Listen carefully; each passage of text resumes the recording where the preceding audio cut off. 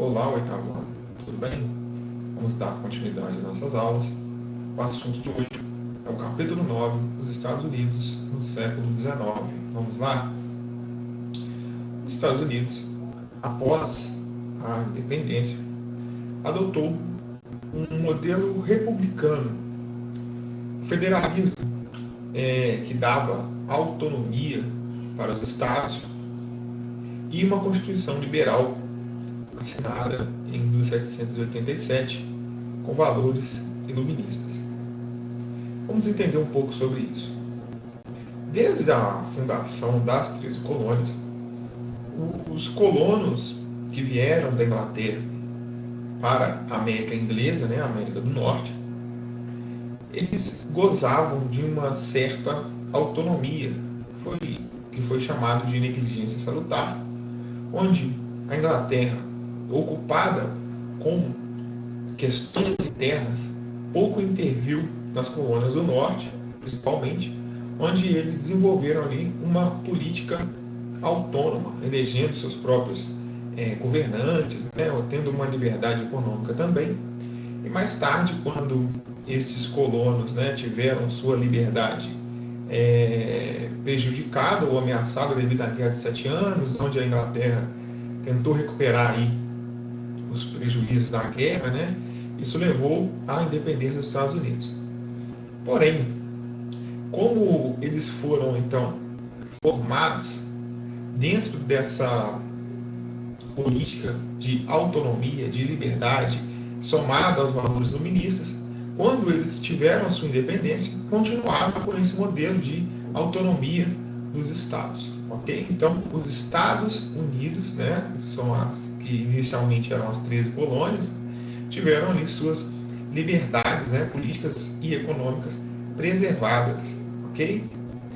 Porém, essa Constituição liberal, com as ideias de Locke, Rousseau, tinha ali a sua parte, um tanto quanto contraditória, pois tinha ali as mulheres, os índios e os negros excluídos dos direitos da participação cidadã, ok? Nós vamos falar um pouco mais sobre a questão dos índios e dos negros com mais detalhes mais à frente. A partir de então, os Estados Unidos, que se tornaram independentes, a sua política se formou e teve ali uma divisão entre dois partidos. O Partido Republicano, que tinha uma defesa de um governo federal forte, e tem um símbolo como um elefante, que simboliza a força e a dignidade. Do outro lado, nós temos o Partido Democrata, origem ligada aos republicanos liderados por Thomas Jefferson. Thomas Jefferson muito importante na questão da independência, representado por um burro, que simboliza a humildade e também o trabalho. Sua ideologia era basicamente a defesa de uma limitação dos poderes do governo federal. Até hoje nós temos esses partidos sendo os carros-chefes dentro da política americana. Existem outros partidos, mas esses outros partidos têm que se alinhar a um destes, ou o Partido Republicano ou o Partido Democrata, hoje também com algumas ideias mais conservadoras, mais liberais, para lá ou para cá. Ok? Vamos então falar sobre os Estados Unidos pós-independência, os Estados Unidos formada aí a sua política. Inicialmente eram somente as 13 colônias. Essa faixa verde do mapa, vocês podem observar aqui. De repente, nós vemos no mapa aqui os Estados Unidos sendo um dos maiores países do mundo, a sua extensão, que alcança aí tanto o Atlântico quanto o Pacífico, um país de proporção continental. Mas vamos entender então como ocorreu essa expansão do território das 13 colônias, dos Estados Unidos da América. A expansão dos americanos para o oeste ocorreu de duas formas. Primeiramente, pela diplomacia e pela compra de territórios. Em segundo, pela guerra. Então, ou foi pela compra, pela diplomacia, ou foi por guerra. Ao longo do século XIX, os Estados Unidos compraram vastos territórios de outras nações europeias. Podemos citar A Louisiana foi comprada dos franceses em 1803, dentro do contexto da era napoleônica, né? A França precisava levantar dinheiro ali até para fortalecer sua economia, né? Dentro do contexto ali do governo de Napoleão. Ainda era ele era o primeiro cônsul, né? O vitalício já nessa época, e então ele necessitava de dinheiro. Então ele vendeu a Louisiana para os Estados Unidos. A Flórida foi comprada dos espanhóis e o Alasca foi adquirido da Rússia em 1867. Vamos falar agora sobre a questão da ideologia religiosa que, vamos dizer assim, né, norteou esse pensamento expansionista dos americanos, vamos dizer assim, né, aqueles que eram das antigas 13 colônias, né, e essa expansão. Então, a primeira ideia foi o destino manifesto. O que seria esse destino manifesto? A ideia de que a posse do Oeste pelos americanos fazia parte de uma providência divina, era um plano de Deus que eles possuíssem o Oeste.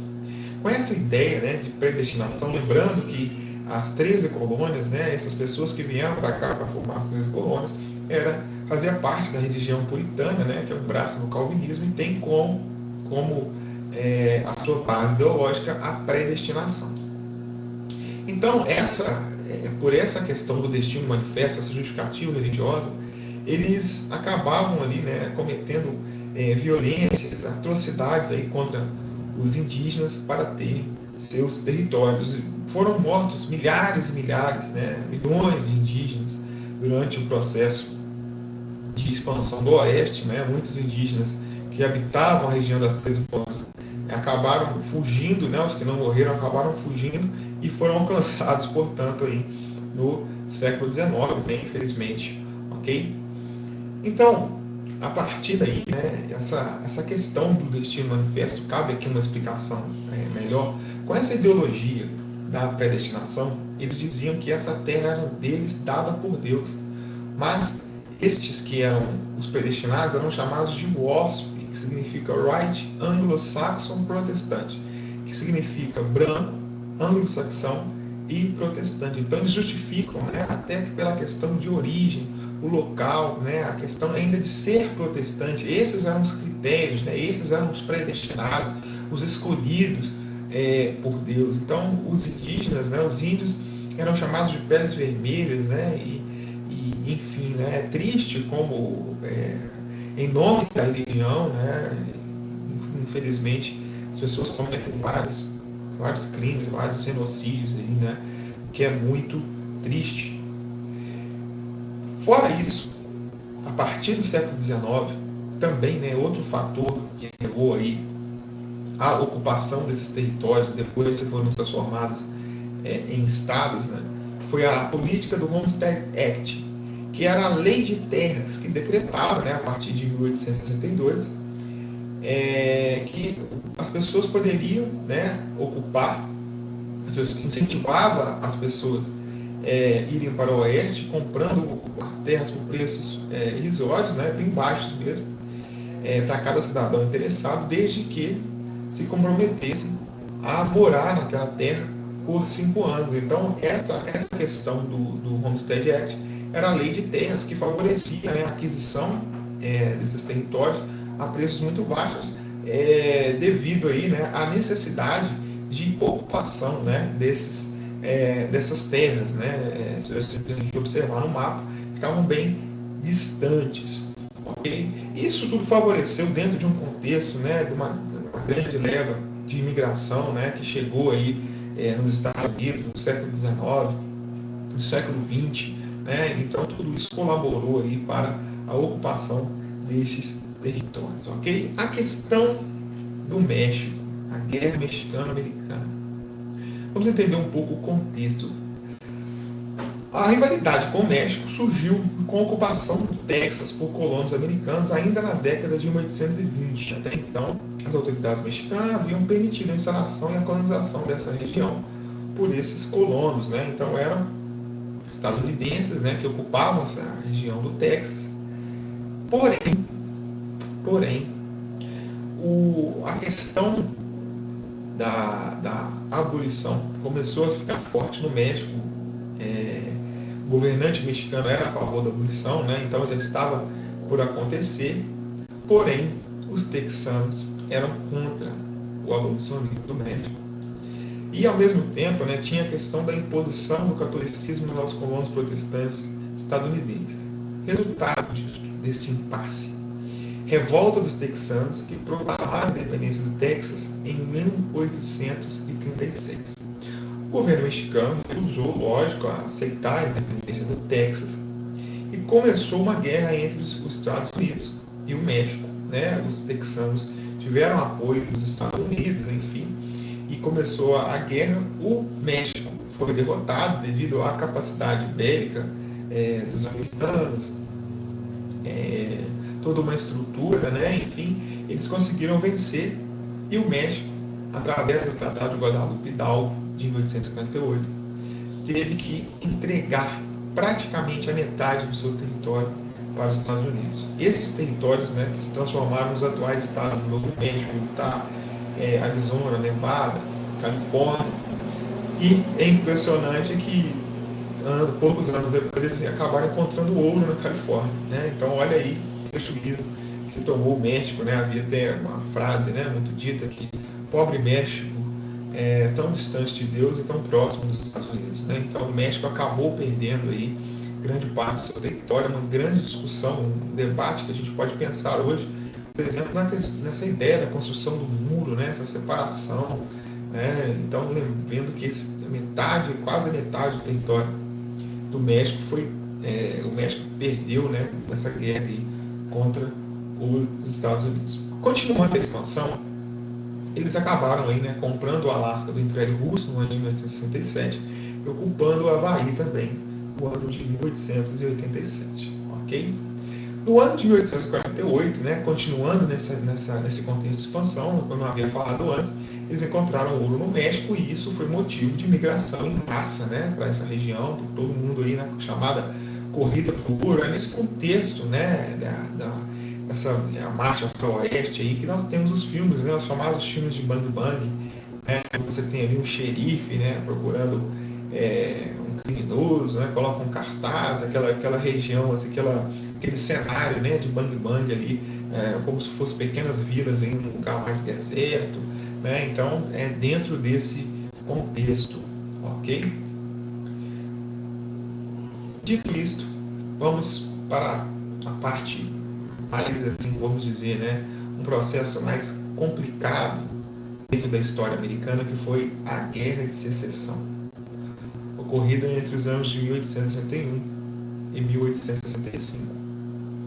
Esta guerra foi motivada pela divergência que havia entre dois grupos a respeito da abolição da escravatura e da extensão dos novos territórios que estavam sendo ocupados no Oeste. Vamos entender um pouco do contexto disso.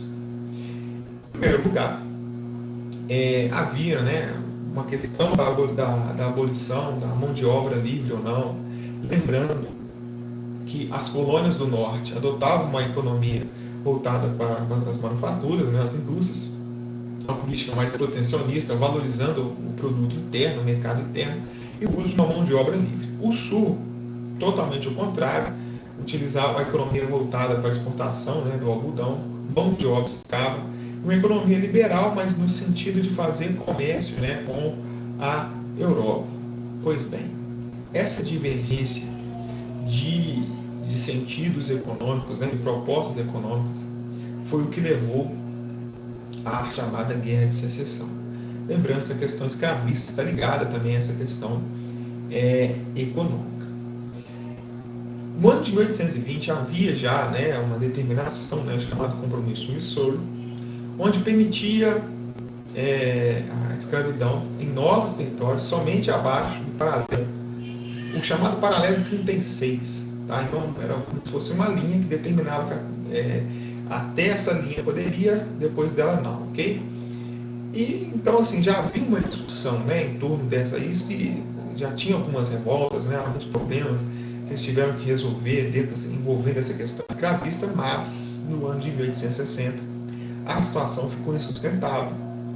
Com a eleição do presidente Abraham Lincoln totalmente ligado às ideias do Norte, de mão de obra livre, né, a questão protecionista, industrialização, levou o Sul a ter sua oposição e decidir se separar, formar os Estados Confederados, né, colocaram ali como seu presidente Jefferson Davis,